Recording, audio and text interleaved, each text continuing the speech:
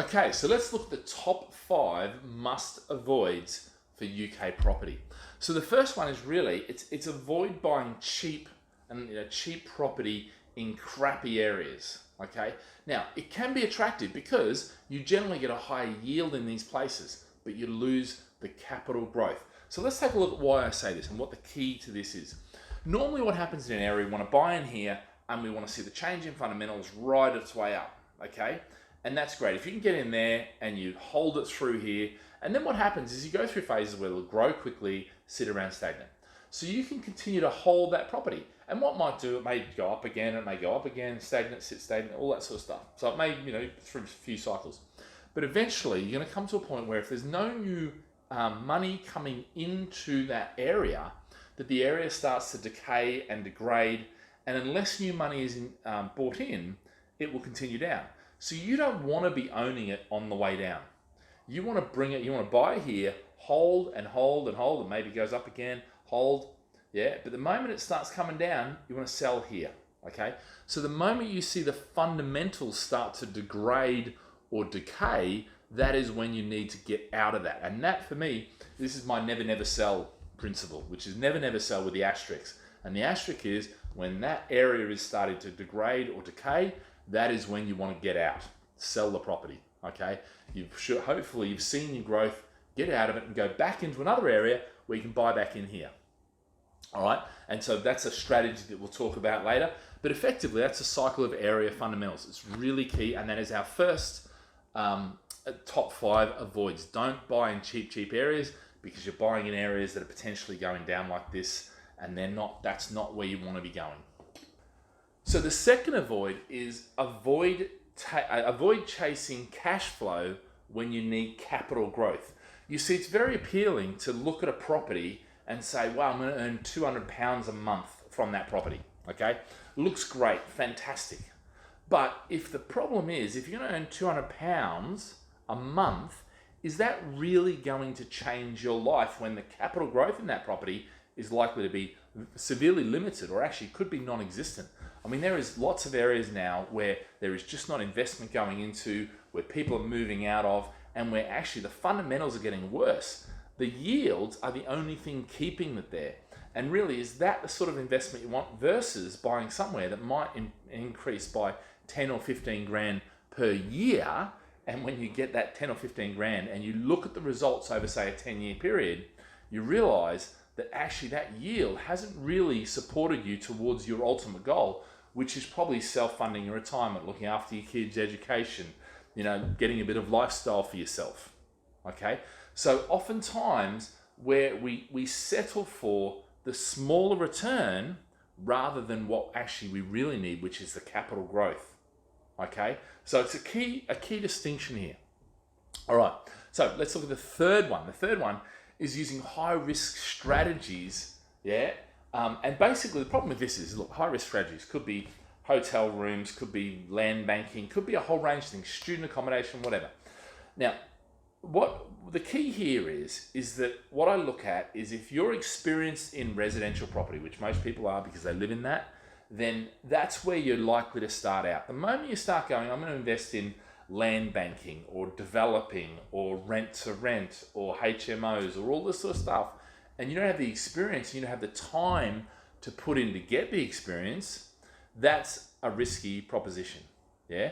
Because all of a sudden now it may look appealing, and look, any property, any opportunity, the industry is expert at making things look fantastic. Are they really fantastic? Well, perhaps not, all right? So this is where you've got to be really careful about the strategy you choose. And if you choose a high-risk strategy, oftentimes it can work very well for 2, 3, 4, 5 years, and then all of a sudden, whatever event happens and it wipes out your investment, yeah?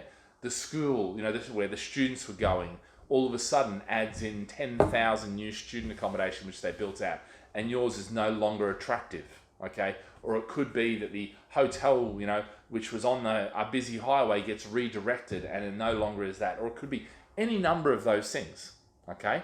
So you've got to be really careful about the strategy you use. Stay away from those high-risk strategies unless you've got the time and the expertise to really understand them. And one of the things I say is, You've got to know the rules of the game that you're playing. So whatever strategy you choose, you need to know the rules of the game. All right? If you don't, then you are gambling, and eventually, yeah, black's going to come up when you chose red. All right? And we simply don't want that. Okay, so number 4 is avoid not checking the claims made by salespeople. And at the end of the day, I'm a salesperson too. Yeah. At the end of the day, that is my business. Is we offer these services we're talking about, whether it be sourcing, whether it be negotiating, whether it be whatever it is. Yeah, portfolio management, blah blah blah. You need to second guess all that sort of stuff and make sure it's correct. And if you don't understand it, as I've said before, sit there and get certainty until you do. Ask questions until you do. Don't be afraid of testing that salesperson, whoever it is, whether it's myself or any of my salespeople or anyone out there, because the industry is set up to sell you. A lot of times they use urgency. In other words, they rush you to the end of the sale. They put pressure on you. Yeah, that's normal. That is part of the industry.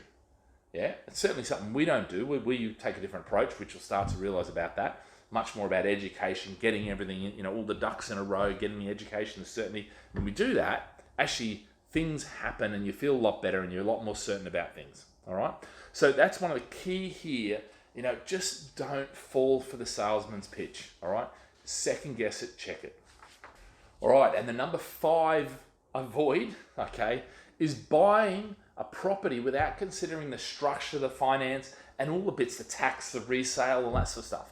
So it's almost like you get so excited to be getting something that you don't actually, fast forward to purchase it once you've owned it, but then also reselling it, and you look at what the tax structure is, what the tax liability, the structure you're taking, do you buy it in a company or a personal name or whatever, okay? You need to do that work up front, because when you do it up front, you can set it up correctly to limit and mitigate a lot of those risks and taxes and things like that. And this is one of the key things. So, one of the steps we do before we sell you a property, okay, we'll send you off to an accountant. We'll send you off to a mortgage broker if we need to, and make sure you're clear in all those sort of things. Then you can set yourself up structurally right. If you're going to buy one property, it's probably not that much of a drama with the structure in terms of companies and all that sort of stuff. But if you're going to plan on buying 10 or even 5, okay, the reality is you want to think about that, because that could mean, the difference. Now, obviously, the bigger the structure and the more complex the structure, the more expensive it's going to be to set it up and also run it.